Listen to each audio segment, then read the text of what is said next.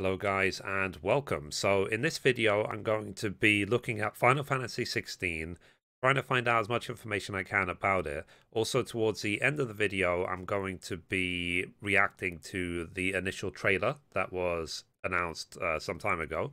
I will link as many things in the description box below, and if you stick around to the end of the video you'll find out details about a giveaway I'm doing for this game as well. Thank you for watching the video so far. Remember to give it a thumbs up, subscribe, and ring the bell to help with the YouTube algorithm. Now, back to the video. So this is the official website, linked in the description. The details we know so far is that it's coming to PlayStation 5. It's going to be a PlayStation 5 exclusive.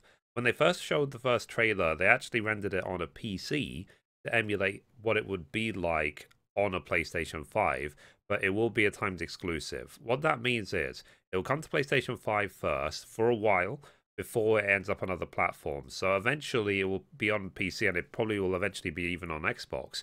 But if you want to play it, launch day, PlayStation 5 is your bet. And also as well, it isn't compatible with PlayStation 4. So it's not going to be, for example, released on 4 and 5. It's, from what I've been told, it's going to be PlayStation 5 only.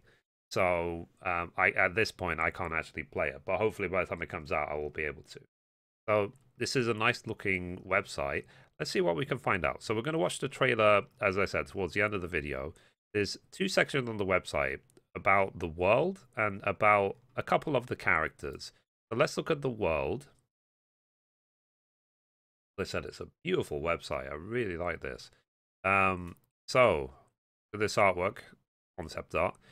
So Valicia, a land blessed in the light of the mother crystals. The land of Valicia is studded with mother crystals. You know, a general Final Fantasy theme. Glittering mountains of crystal that tower over the realms around them, blessing them with Aether. For generations, people have flocked to these beacons, take advantage of their blessing, using the Aether to conjure magics, then let them live lives of comfort and plenty. So great powers have grown up around each mother crystal, and an uneasy peace has long reigned between them. Uneasy. Yet now the peace falters as the spread of the blight threatens to destroy their dominions. Okay, that's Phoenix. So, icons and their dominance. So the icons are the most powerful and deadly creatures in Valicia. And obviously in other Final Fantasy games had other names like summons and so on, but it's the same thing. Each resides within a dominant, a single man or woman who is blessed with the ability to call upon their dread power. In some nations, these dominants are treated as royalty in admiration of this strength. In others, they are bound in fear of it and forced to serve as weapons of war. Those who are born as dominants cannot escape their fate, however cruel it may be. So basically, if you're born with the power to summon an icon, your life is going to be very hard. That's for sure. And then it says the realms of Valicia. Okay, so the Grand Duchy of Rosaria. So long ago, a group of small independent provinces in western Valicia found strength and unity and formed the Grand Duchy of Rosaria. This is giving me like Final Fantasy XI vibes. After years of relative prosperity, the duchy now finds itself threatened by the spread of the blight, a threat that, left unchecked, would doubtless usher the realm to ruin. Rosaria draws its Aether from Drake's Breath, a mother crystal situated on a volcanic island off the coast. The dominant of the Phoenix icon of fire is enthroned as Archduke when they come of age. Okay, so this is one of those places where the people who are the dominants are treated like royalty. So the Holy Empire of Sambrek. So Sanbreque is the largest theocratic force in Valencia. The Empire's whole capital, Oriflame, is built around Drake's head, the mother crystal that blesses the surrounding provinces with abundant aether. The people happily take advantage of this, living in comfort and security under the watchful gaze of the Holy Emperor, whom they worship as the living incarnation of the one true deity, the dominant of, and we'll find out later, serves as the Empire's champion, taking to the field of times of war to rout its enemies. So it's interesting that they've actually blanked out who the dominants are. I guess we'll have to find out later. So watch this space. So keep an eye on this website over time. Next, the Kingdom of Waylode. So Waylode claimed the entirety of Ash, the eastern half of Valencia, as its dominion. The kingdom's control of the continent has often been tested by the orcs and other beastmen who have made their home there, but the current ruler of the realm, the dominant of, yes, has succeeded in quelling their rebellions. Using the power of the kingdom's mother crystal, Drake's spine, this new king has built up a mighty army with which he now seeks to test the borders of his neighbors. And because, like, usually you could actually guess who the icon is based on the element, but they haven't even said the element.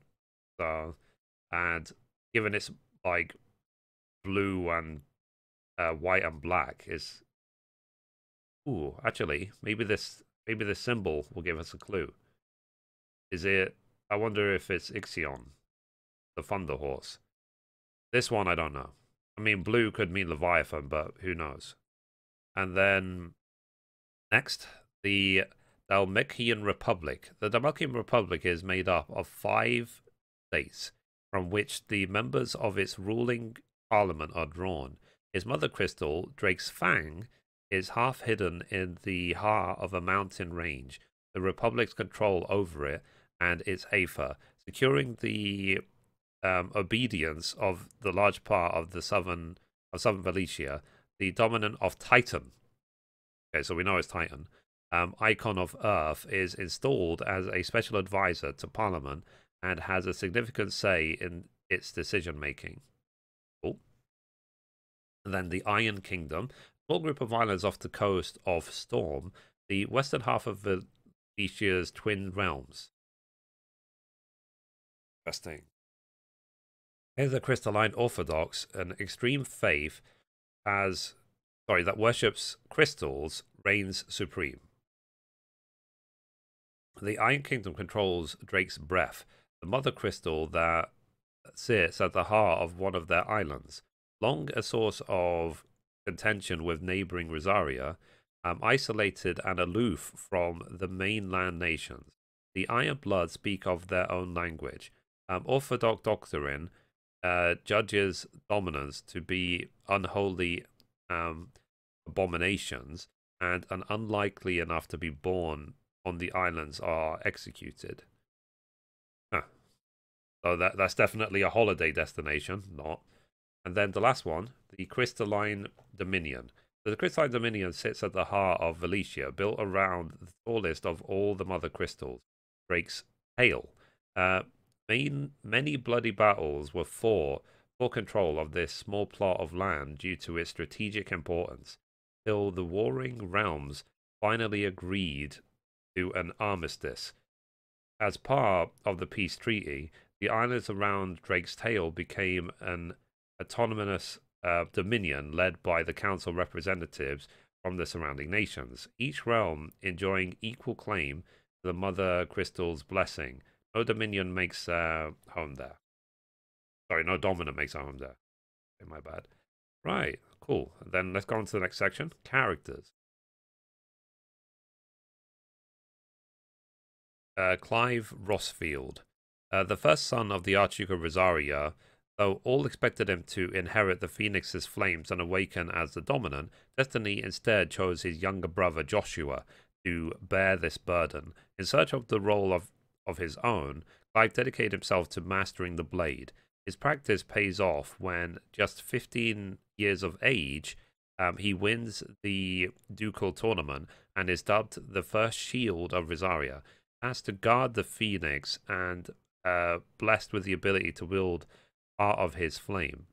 Alas, Clive's promising career is to end in tragedy at the hands of a mysterious dark icon, Mithrie, setting him on a dangerous road to revenge.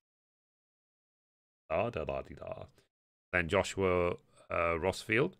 So, the second son of the Archduke of Rosaria and Clive's younger brother by 5 years, Joshua awoke as the dominant of the Phoenix soon after his birth. Despite his noble upbringing, Joshua treats all his father's subjects with warmth and affection, none more so than Clive, whom he deeply admires.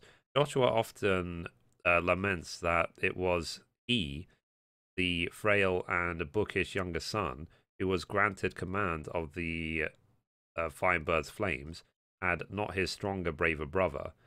While Clive will gladly throw himself into any danger, Joshua quails at the sight of a carrot on his dinner plate. But carrots become the least of his concerns when he too is swept into the tragic events that changed Clive's life forever. Okay, and then last one, Jill Warwick. So, born in the fallen Northern Territories, Jill was taken from her homeland at a tender age to become a ward of Rosaria, ensuring peace between the two warring nations. The Archduke insisted that she be raised alongside his sons, and now, at 12 years of age, she is much a part of Rossfield's household as Clive and Joshua. Ever kind, gracious, and unassuming, Jill has become a trusted confidant, to the brothers. All right, so we're now going to load up the trailer and we're going to take a look at it. Okay, here we go. Let's watch the trailer. So, like I said, it's been rendered on a PC to emulate the power of PlayStation 5, which hopefully means that there will be a PlayStation 5 version.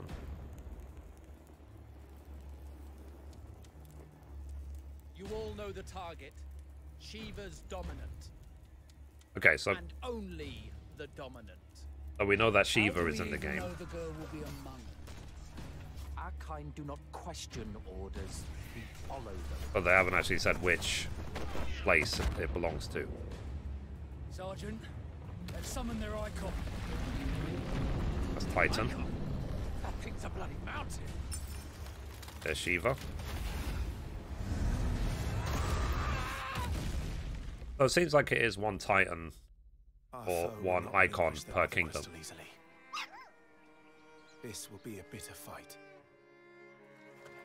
You should not be out of doors. We have discussed this. Come, Joshua. Your father will be expecting us. Okay. So after reading the website, we understand why Joshua is so heavily protected.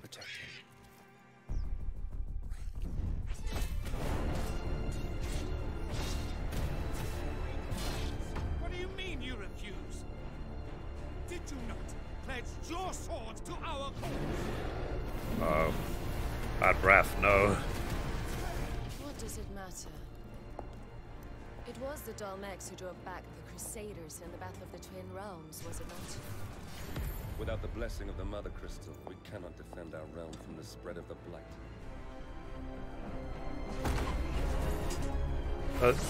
It's very typical Final Fantasy music. We love it. Yeah, so you can see that blessing of the Phoenix, or that one fire wing that he summoned.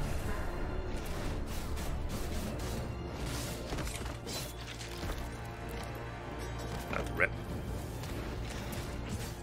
It's the Archduke's son. Phoenix. So he must have the blessing of Titan. That's why he's doing those fists.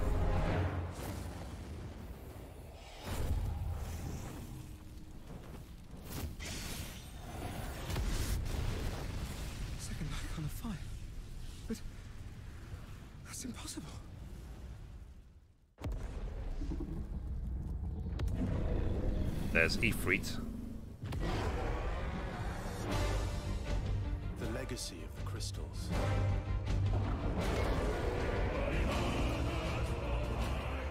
Has shaped our history.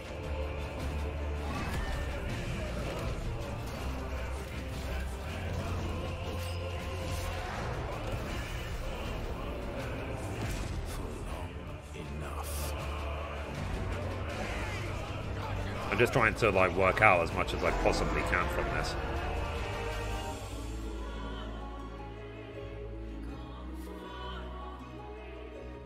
I'll kill you. Not very nice. If it's the last thing I do. It's like buy our game so you can be murdered.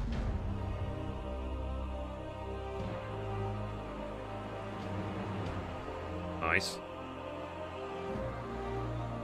PlayStation 5.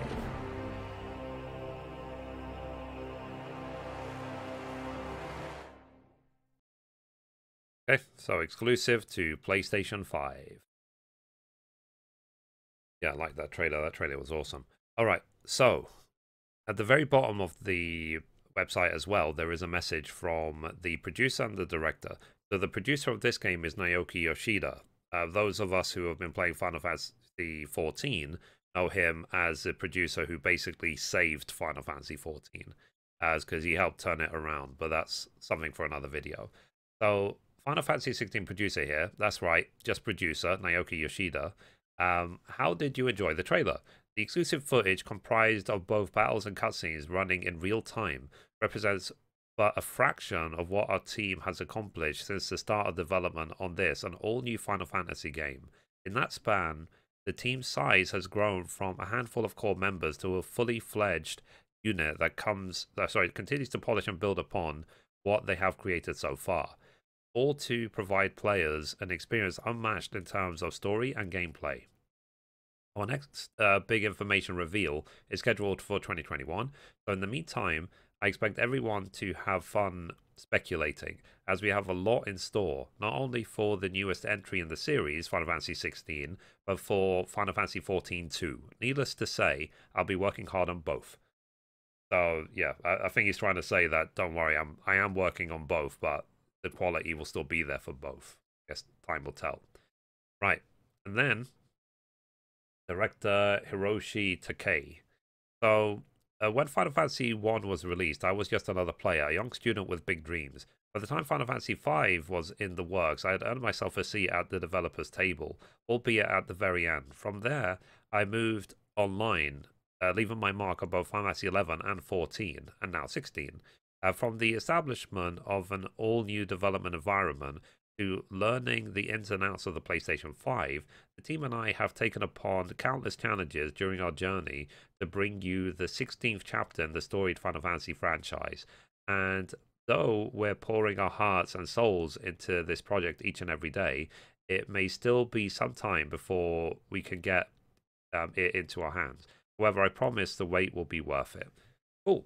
All right, so that's as much information we have about Final Fantasy XVI for now. Anything else is just speculation, basically. But we need to wait and see what it's like. Now, in terms of the giveaway, I'm going to give away one copy of this game when it launches on PlayStation 5. Please be sure to follow my social media, because what I'm going to do is, probably on Twitter and Facebook, I'll post a link to Gleam for the giveaway. I'm not going to do it now because obviously we don't even know when the game's coming out. But closer to the launch time, I'll announce it on my social media and so on. So be sure to follow my social media, check it out, and hopefully it will be good. But like I said, I am going to give away one single copy of this game on PlayStation 5. Anyway, guys, that's it for this video. If you liked it, be sure to give it a thumbs up. You can watch a random video over there. You can watch the latest upload down there. Or you can click down here to subscribe. Thank you, guys. Bye-bye.